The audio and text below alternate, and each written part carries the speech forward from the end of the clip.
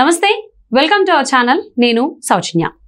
జగన్మోహన్ రెడ్డిపై గులకరాయి విసినటువంటి కొంతమందిని పోలీసులు అదుపులోకి తీసుకుని విచారిస్తున్నారు. వాళ్ళు ఎందుకు విసిరారు అంటే, వాళ్ళకి 350 రూపాయలు ఇస్తాను అని చెప్పి ఇవ్వలేదు, కేవలం మందుబాటులో ఒకటే ఇవ్వడంతో వాళ్ళ కోపంతో జగన్మోహన్ రెడ్డిపై రాయి విసిరారు అనేటువంటి న్యూస్ సోషల్ మీడియాలో ట్రెండ్ అవుతోంది. మరి అంశానికి సంబంధించి మనతో మాట్లాడడానికి, వారి విశ్లేషణని మనతో పంచుకోవడానికి ఈరోజు మనతో పాటు ఉన్నారు సీనియర్ పొలిటికల్ అనలిస్ట్ రాజేష్ అప్పసాన్ గారు ఉన్నారు. వారితో మాట్లాడదాం. నమస్తే అండి. జగన్మోహన్ రెడ్డిపై రాయి విసిరింది ఎవరు అనే దానికి సంబంధించి పోలీసులు కొంతమందిని అదుపులోకి తీసుకున్నారు. అందులో సతీష్ అనేటువంటి వ్యక్తే జగన్మోహన్ రెడ్డిపై రాయి విసిరాడు. ఆయనతో పాటు ఇంకో ముగ్గురు నలుగురిని కూడా అదుపులోకి తీసుకున్నారు, విచారిస్తున్నారు అని చెప్పేటువంటి ఒక న్యూస్ సోషల్ మీడియాలో ట్రెండ్ అవుతోంది. సో పోలీసులు అయితే ఇంకా నిర్ధారించలేదు. సో దీని గురించి మీరు ఏమంటారు? యాక్చువల్గా సోషల్ మీడియాలోనే కాదు, మెయిన్ స్ట్రీమ్ మీడియాలో కూడా ఇది సర్క్యులేట్ అవుతుంది, వార్త వచ్చేసింది బయటికి. పోలీసులు జగన్మోహన్ రెడ్డి గారి మీద గులకరాయి వీసిన సంఘటన గురించి చేస్తున్న విచారణ నేపథ్యంలో అక్కడ అంటే ఆ సభలో పాల్గొన్న వాళ్ళు ఇచ్చిన వీడియో బైట్స్ ఆధారంగా ఒక 5గురికి కదలికలు అనుమానాస్పదంగా ఉన్నాయి అని చెప్పని, ఏదైతే ఈ సంఘటన జరిగిన అజిత్ సింగ్ నగర్ ఉందో ఆ అజిత్ సింగ్ నగర్లోనే వడ్డెర కాలనీ అని చెప్పని ఉంది. ఆ వడ్డెర కాలనీకి సంబంధించిన సతీష్, ఆకాష్, చిన్ని, దుర్గా, సంతోష్, ఈ 5గురు యువకుల్ని అదుపులోకి తీసుకొని విచారిస్తా ఉన్నారు అనుమానం మీద. అంటే వీళ్ళు అయి ఉండొచ్చు అని చెప్పని అనుమానం మీద విచారిస్తే నిర్ధారణ అయింది ఏంటి అంటే, అంటే ఇప్పటికి మనకు వస్తున్న వార్తలను బట్టి మనం అది ధృవీకరణ అయినట్టుగానే మనం భావించాలి. కాకపోతే పోలీసులు ఇంకా అధికారికంగా ప్రకటన చేయలే. మెయిన్ స్ట్రీమ్ మీడియాలో వచ్చేసింది వార్త, వచ్చింది కాబట్టి దాన్ని బేస్ చేసుకొని మనం మాట్లాడుతున్నాం. వాళ్ళకి అంటే వాళ్ళ ద్వారా ధృవీకరణ అయింది ఏంటి అంటే, ఈ సతీష్ అనే అతనే రాయి విసిరాడు. దానికి అతను చెప్తున్న కారణం ఏంటి అంటే, వైసీపీ స్థానిక నాయకులు ఈ సభకి మీరు గనక హాజరైతే మీకు ఒక్కొక్కరికి 350 రూపాయలు ఇస్తాం, తర్వాత ఒక్కొక్కరికి ఒక క్వార్టర్ బాటిల్ మందు ఇస్తాము, మీరు ఈ సభకు రండి అని చెప్పని మమ్మల్ని తీసుకొచ్చారు.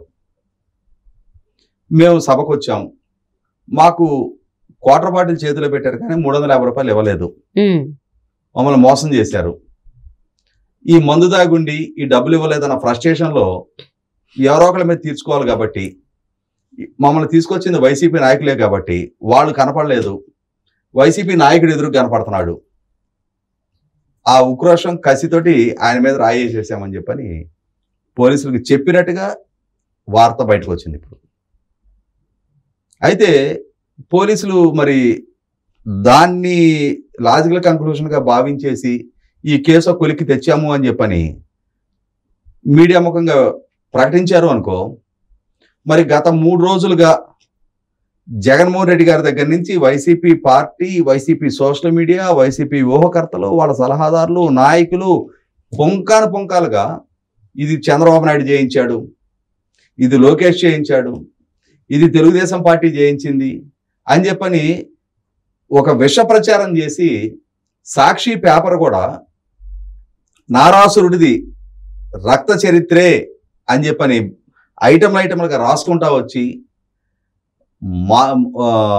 ఏంటి ఇంకొక పదం వాడారు, మట్టు పెట్టడానికి ప్రయత్నం చేశారు, హత్యాయత్నం చేశారు అని చెప్పని.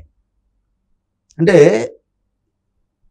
వాడెవడో మీ నాయకులు సభకి తీసుకొస్తే అతనికి డబ్బులు ఎగ్గొట్టారు అని చెప్పని అతను రాళ్ళేస్తే దాన్ని రాష్ట్రంలో ఒక శాంతి భద్రతల సమస్యగా సృష్టించడానికి,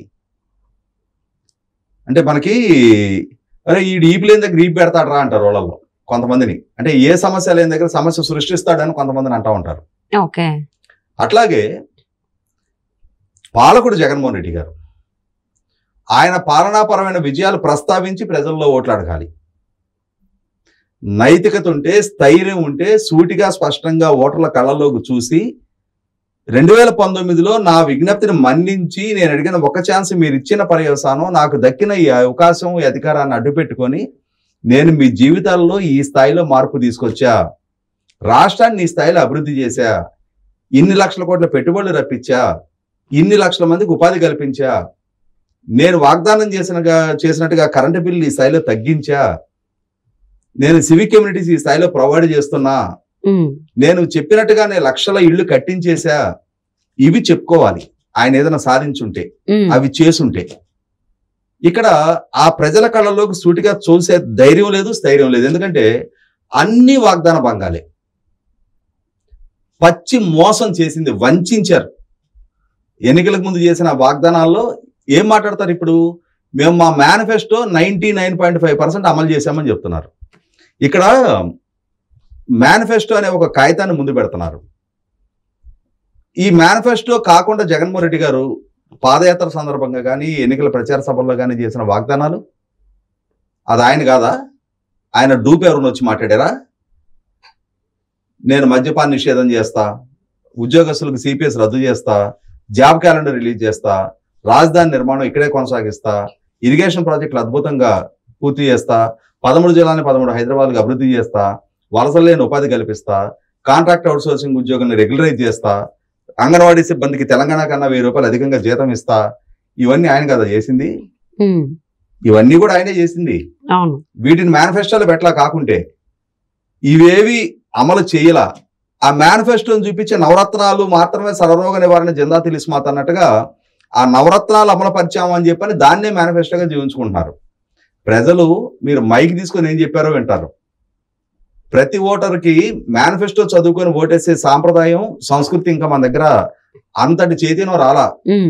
నాయకుడు మైక్ తీసుకొని చెప్పిన దాన్ని పరిగణలో తీసుకుంటారు. మీరే చెప్పారు కదా, ఈ మైక్ తీసుకొని నాయకుడు ఒక మాట చెప్పి దాన్ని నెరవేర్చకపోతే నాయకుడు కాలర్ పుచ్చుకోవాలి అని చెప్పని.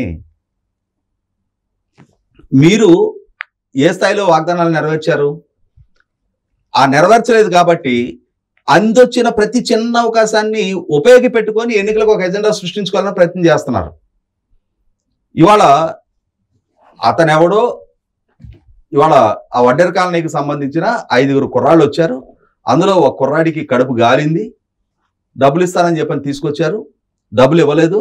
ఆ ఇవ్వలేదు కాబట్టి అగాత్యానికి పాల్పడ్డాడని చెప్పని ప్రస్తుతం మీడియాలో చలామణి అవుతుంది. ఇదే కనుక నిజమైతే గత 3 రోజులుగా ముఖ్యమంత్రి స్థాయి నుంచి అధికార పార్టీ నాయకులు వాళ్ళ సాక్షి పేపరు, సాక్షి టీవీ అసలు ఏడుపులు పెడబొబ్బలు, అసలు ఎంత హంగామా సృష్టించారు. ఇవాళ దీనికి వివరణ ఇచ్చి తీరాల్సిన అవసరం ఉంది. ఆంధ్రప్రదేశ్ పౌర సమాజాన్ని బహిరంగ క్షమాపణ అడిగి తీరాల్సిన అవసరం ఉంది. ఎందుకంటే వీళ్ళు సృష్టించిన విద్వేషాల పర్యవసానం, వీళ్ళు పెంచి పోషించిన ఉద్రిక్తతల పర్యవసానం గాజువాకలో చంద్రబాబు నాయుడు గారి మీద రాళ్లదాడి జరిగింది, తెనాల్లో పవన్ కళ్యాణ్ గారి మీద రాళ్లదాడి జరిగింది. ముఖ్యమంత్రి స్థానంలో ఉండి సంయమనం పాటించి శాంతి భద్రతలు కాపాడాల్సిన వ్యక్తి అతనే శాంతి భద్రతలకు విఘాతం కలిగించే విధంగా, అన్నిటికన్నా ముఖ్యంగా అసలు సిసలు దోషులు ఈ సంఘటనలో ఎవరు? జగన్మోహన్ రెడ్డి గారికి రక్షణ కల్పించాల్సిన అధికారులు. వాళ్ళ మీద ఎందుకు చర్యలు లేవు? అసలు సిసలు బాధ్యులు వాళ్ళు కదా. ఇవాళ మనం మేమంతా సిద్ధం సభల్లో జగన్మోహన్ రెడ్డి గారు స్వయంగా సాయంత్రం 6 గంటలైంది, చీకట పడుతుంది కాబట్టి నేను ర్యాంప్ వాక్ చేయలేకపోతున్నా, నన్ను మన్నించండి అని చెప్పని ప్రకటించారు. అంటే సాయంత్రం 6 గంటలకి వాస్తవంగా ఎండాకాలం చీకటి పడదు, పడకున్నా కూడా ఆయన భద్రత పర్యవేక్షిస్తున్న అధికారులు ఆయన ర్యాంప్ వాక్ చేయొద్దు అని చెప్పని ఆయన్ని నియంత్రించారు. దాన్ని పాటించి ఆయన ర్యాంప్ వాక్ చేయలే. మరి అదే అధికారులు చీకట పడిన తర్వాత కరెంటు తీసివేసి ఎట్లా పర్యటన రోడ్ షో చేయనిచ్చారు ఆయన్ని? ఓపెన్ టాప్ బస్సు మీద నిలబడి చీకట్లో ముఖ్యమంత్రిని, అంతటి కట్టుదిట్టమైన భద్రతలో ఉన్న ముఖ్యమంత్రిని చీకట్లో పర్యటన చేయనిస్తారా? చేయనిచ్చారు కదా. ఎవరి నిర్ణయం అది? అంటే అధికారులు ఆయనని అడ్డుకోలేదా? అధికారుల ఆదేశాలు ఆయన పాటించలేదా?